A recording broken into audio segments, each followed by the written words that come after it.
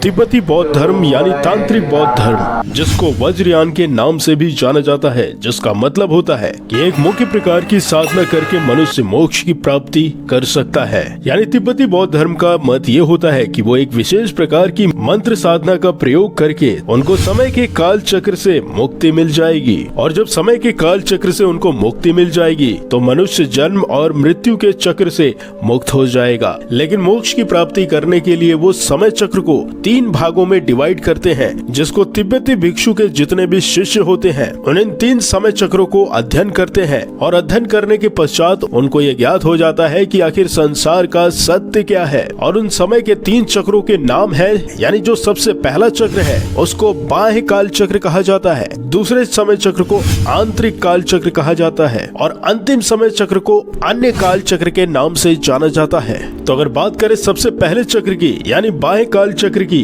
तो ये काल चक्र दर्शाता है भौतिकतावाद को, यानी संसार की जितनी भी भौतिक वस्तुएं हैं उनको दर्शाता है। यानी इस काल चक्र के द्वारा बताया गया है कि आखिर मनुष्य किस प्रकार से संसार की जितनी भी भौतिक सुख सुविधाएं हैं उन पर आश्रित है, जिस कारण से उनके अंदर 5 विकार उत्पन्न हो गए हैं, जिसको लोभ, मोह, माया, क्रोध और काम के नाम से हम जानते हैं। यानी तिब्बती बौद्ध धर्म के इस पहले स्टेज में जो बौद्ध भिक्षु होते हैं उनको ये शिक्षाएं दी जाती हैं कि आखिर हम किस प्रकार से संसार की भौतिक सुख सुविधाओं से अपने आप को दूर कर सकते हैं, क्योंकि अगर हम इनसे अपने आप को दूर नहीं करेंगे तो हमारे अंदर 5 ऐसे विकार उत्पन्न हो जाएंगे जो कि मनुष्य को उसके आत्म ध्यान यानी मोक्ष की प्राप्ति में व्यवधान उत्पन्न करेंगे। इसीलिए अधिकतर जितने भी बौद्ध भिक्षु होते हैं वो संसार की जितनी भी भौतिक सुख सुविधाएं होती हैं उनका वो परित्याग कर देते हैं। तो इसलिए तिब्बती बौद्ध धर्म में बाहरी काल चक्र यानी संसारिक काल चक्र पर ज्यादा महत्व दिया गया है, और इसको मोक्ष की पहली सीढ़ी बताया गया है। उसके बाद ही आता है आंतरिक काल चक्र। यानी ऐसा कहा जाता है कि जो भी बौद्ध भिक्षु जब मोक्ष की पहली सीढ़ी को पार कर लेते हैं तब वो आंतरिक काल चक्र को समझने के लिए परिपक्व हो जाते हैं। और आंतरिक काल चक्र का मतलब होता है मनुष्य के अंदर उत्पन्न होने वाली जितनी भी इच्छाएं होती हैं या फिर कहे जो इंद्रियां होती हैं उस पर नियंत्रण किस प्रकार से वो कर सके, क्योंकि अगर वो अपने इंद्रियों पर कंट्रोल नहीं कर पाएंगे तब भी वो मोक्ष की प्राप्ति नहीं कर सकते हैं। यानी इस अवस्था में आकर अधिकतर बौद्ध भिक्षु मेडिटेशन यानी ध्यान साधना करने लगते हैं और यौगिक क्रियाएं प्रारंभ कर देते हैं, ताकि अपने अंदर उत्पन्न होने वाली जितनी भी जिज्ञासाएं हैं या फिर कहे जितनी भी इंद्रियां हैं उन पर वो अपना कंट्रोल कर सके, क्योंकि जब उनका कंट्रोल अपने इंद्रियों पर हो जाएगा तब उनकी मनोस्थिति स्थिर हो जाएगी, और जब मनोस्थिति स्थिर हो जाएगी तो धीरे धीरे वो ये जानने लगेंगे कि आखिर वो है कौन और किस वजह से वो इस समय के काल चक्र में निरंतर जन्म और मृत्यु के चक्र में पड़े रहते हैं। यानी जब वो समय के काल चक्र यानी जिसे आंतरिक काल चक्र कहते हैं उसको जान लेंगे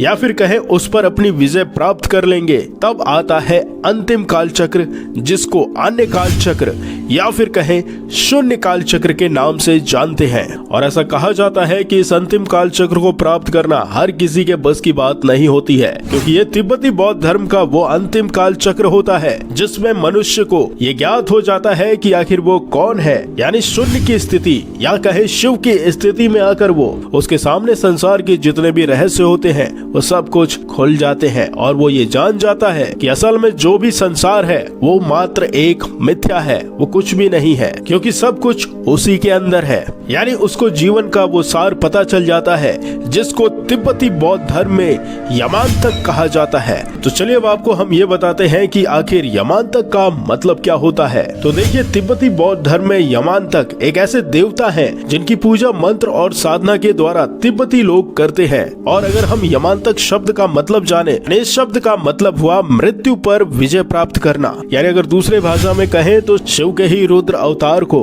वज्र भैरव कहते हैं या फिर कहे यमांतक कहते हैं, क्योंकि हम सभी जानते हैं कि शिव का ना अंत है ना आदि है। वो संसार के वो रहस्य हैं जिनमें सब कुछ समाहित भी है और उन्हीं से सब कुछ निर्मित भी है। इस कारण से उनकी तिब्बती बौद्ध धर्म में पूजा एक विकराल रूप में होती है, यानी उनके रुद्र अवतार के रूप में उनकी पूजा होती है, जिसको वहाँ पर कुछ लोग वज्र भैरव के नाम से जानते हैं तो कुछ लोग यमांतक देवता के नाम से जानते हैं। और अगर हम शिव के इस यमांतक रुद्र अवतार की बात करें आध्यात्मिक रूप से, तो तिब्बती बौद्ध धर्म में यमांतक एक ऐसी योग की अवस्था है जिसको प्राप्त कर जो तिब्बती मॉन्क होते हैं जान लेते हैं कि इस संसार को बनाने वाला कोई और नहीं, उनके अंदर बसी वो पवित्र आत्मा है जिसको वो वज्र भैरव या फिर यमांतक देवता कहते हैं। यानी जब वो यमांतक यानी अघोर की अवस्था में आ जाते हैं तब उनके अंदर से जितने भी विकार होते हैं और जो इंद्रियां होती है उन पर उनका वश होता है, और जब उन पर उनका वश हो जाएगा तो उनका इस संसार के सारे रहस्यों से पर्दा उठते जाएगा और किस कारण से उनका इस पृथ्वी पर जन्म होता है और किस प्रकार से वो इस जन्म और मृत्यु के चक्र से स्वयं को मुक्त कर सकते हैं। यानी कुल मिलाकर तिब्बती बौद्ध धर्म की जो अंतिम साधना होती है मोक्ष को प्राप्त करने की, वो यमांतक देवता या फिर कहे वज्र भैरव देवता के रूप में होती है। और वो ऐसा मानते हैं कि इनकी पूजा अर्चना या फिर इनकी साधना करके वो मोक्ष की प्राप्ति कर सकते हैं, क्योंकि इनका जो स्वरूप होता है वो दिखने में काफी विकराल होता है, लेकिन उनका ये विकराल स्वरूप मनुष्य को हानि ना पहुंचाकर उसके अंदर छिपी हुई जितनी भी बुराइयां होती है उसका वो अंत करते हैं। और जब उसका वो अंत हो जाएगा तो मनुष्य के अंदर समाई हुई जो उसकी प्योर सोल या फिर कहे जो आत्मा होगी वो परमात्मा में विलीन हो जाएगी, और ऐसा करके वो एक महान योगी बन जाएगा। और हम सभी जानते ही हैं कि तिब्बत के एक महान योगी हैं जिनको मिलारेपा के नाम से जाना जाता है,